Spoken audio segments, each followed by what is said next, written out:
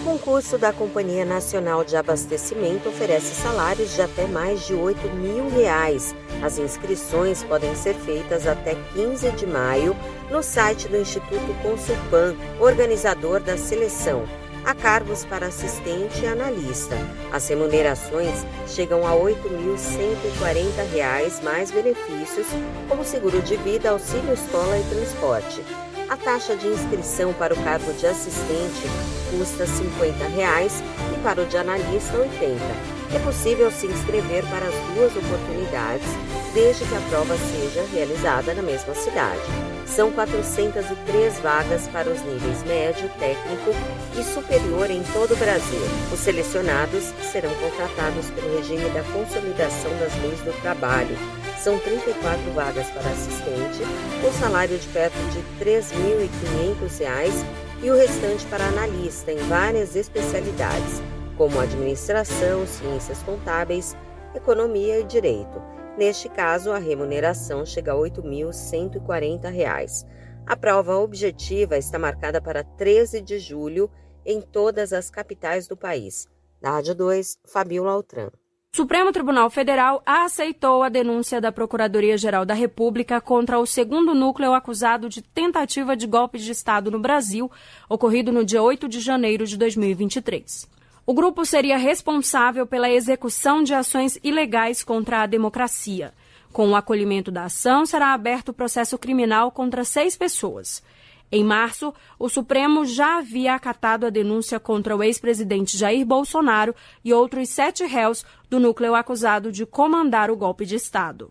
O relator do processo, o ministro Alexandre de Moraes, votou pela abertura da ação criminal. Nunca é demais nós recordarmos que o Brasil sofreu uma tentativa de golpe. Obviamente, cada um dos imputados e cada um dos denunciados terá toda a ação penal para provar que ele não participou. Mas não é possível se negar que houve no dia 8 de janeiro de 2023 a tentativa de golpe de Estado e que a materialidade comprova, em virtude da sua violência, é extremamente clara. Segundo a PGR, esse segundo núcleo é formado por um grupo que buscou usar forças policiais, em especial a Polícia Rodoviária Federal, para interferir nas eleições de 2022 e manter Bolsonaro no poder.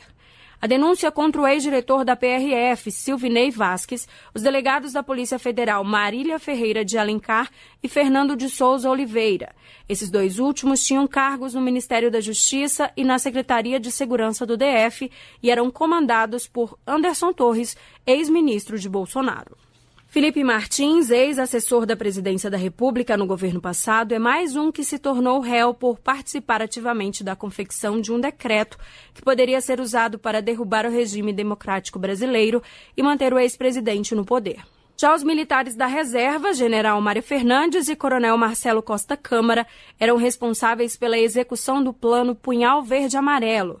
Essa ação previa o assassinato do ministro do STF, Alexandre de Moraes, do presidente Lula e do vice-presidente Geraldo Alckmin. O ministro Alexandre de Moraes ainda trouxe uma reflexão sobre os pedidos de anistia aos acusados pelos atos golpistas. Se fosse na sua casa, haveria. Então, por que no Brasil, na democracia, a tentativa de quebra do Estado Democrático de Direito, tantas pessoas defendem isso? Então, as pessoas de boa fé devem refletir sobre isso. Se na minha casa eu não admitiria que destruíssem, usassem violência, grave ameaça para me tirar do comando da minha casa, por que eu vou admitir isso para o país, para a República que elegeu democraticamente os seus membros? Com a abertura do processo criminal, os acusados vão responder por organização criminosa armada, tentativa de abolição violenta do Estado Democrático de Direito, golpe de Estado, dano qualificado pela violência e grave ameaça, além de deterioração do patrimônio tombado. Durante a primeira parte do julgamento, os advogados dos réus negaram as acusações e qualquer ligação com a trama golpista. Esse segundo núcleo passa agora à instrução do processo, com comprovação da denúncia, produção de novas provas e coleta de testemunhos. A partir daí, os ministros irão julgar os réus. A primeira turma do STF ainda vai analisar mais 3 denúncias da Procuradoria-Geral da República. A próxima análise será nos dias 6 e 7 de maio, com 7 denunciados do Grupo 4. Já o Grupo 3 só será avaliado nos dias 20 e 21 de maio. Grupo 5 ainda não tem data marcada para o julgamento. Com reportagem de Gésio Passos, da Rádio Nacional em Brasília, Sheila Noleto. Você sabia que a internet aumentou o alcance das emissoras de rádio? Além de poder ouvir nossa rádio em sua casa, trabalho e no carro, através de seu smartphone, você pode nos ouvir também em qualquer cidade, estado ou país. Basta baixar e instalar o aplicativo Radiosnet em seu celular ou tablet. É de graça. O Radiosnet está disponível para Android e iOS no site radiosnet.com.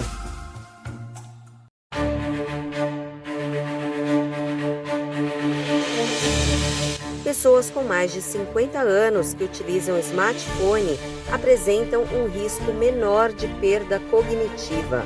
É o que revela um estudo publicado na revista Nature.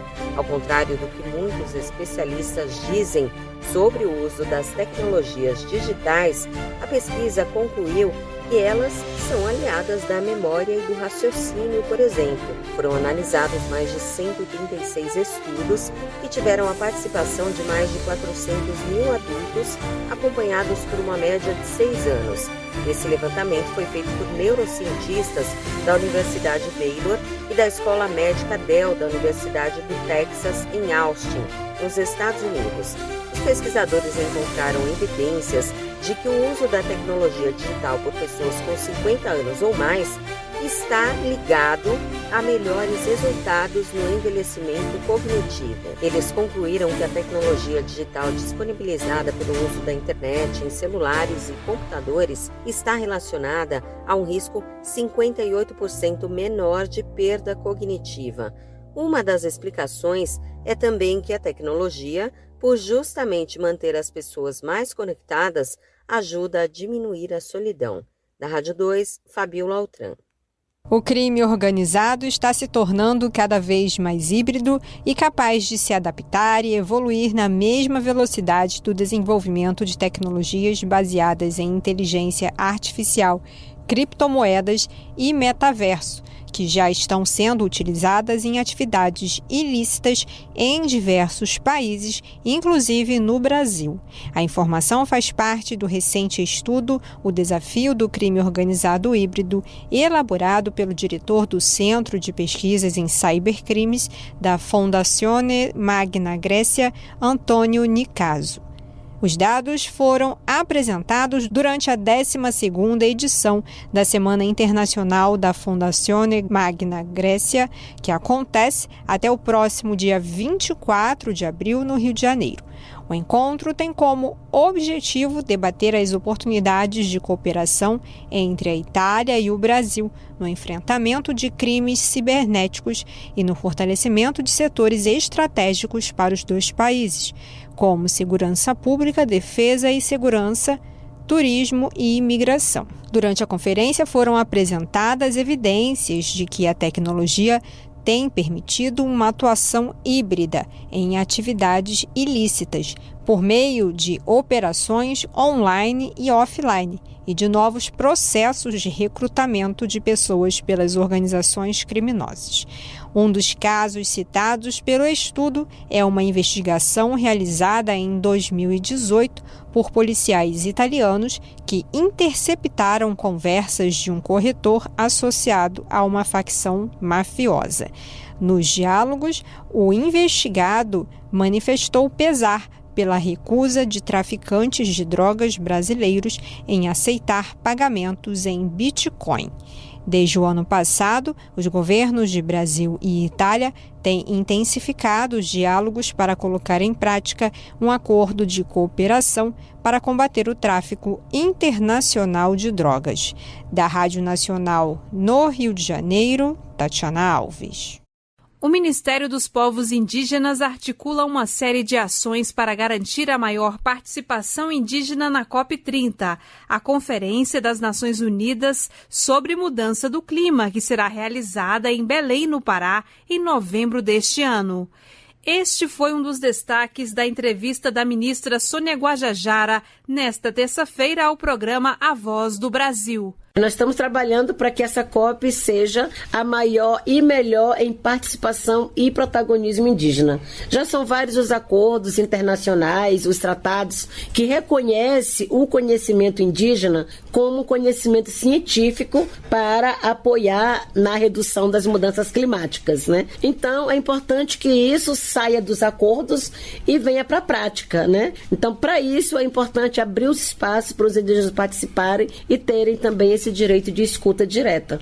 Sônia Guajajara ressaltou que desde o ano passado está em curso a formação de 35 lideranças jovens indígenas para atuar de forma direta com os negociadores durante a COP30.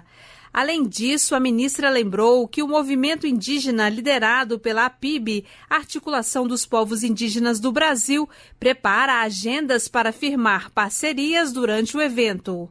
Outras duas frentes são a Comissão Internacional Indígena, que terá a primeira reunião oficial no fim deste mês na ONU, em Nova York, e o Círculo dos Povos, uma das bases de apoio à presidência da COP30 em áreas-chave para a conferência. Da Rádio Nacional em Brasília, Daniela Longuinho. Na Faculdade UniBF, acreditamos no poder do movimento e na importância de acelerar os seus sonhos. Atuando há mais de 10 anos no mercado de educação, somos referência em ensino online de qualidade. Já formamos e mudamos a vida de mais de 100 mil alunos. São diversos cursos com conclusão acelerada. Não perca mais tempo. Com a formação rápida da UniBF, você chega antes. Para acelerar a sua história, conte com a gente. Faculdade UniBF, a educação que acelera o Brasil. Informação UniBF 22 99951 0907.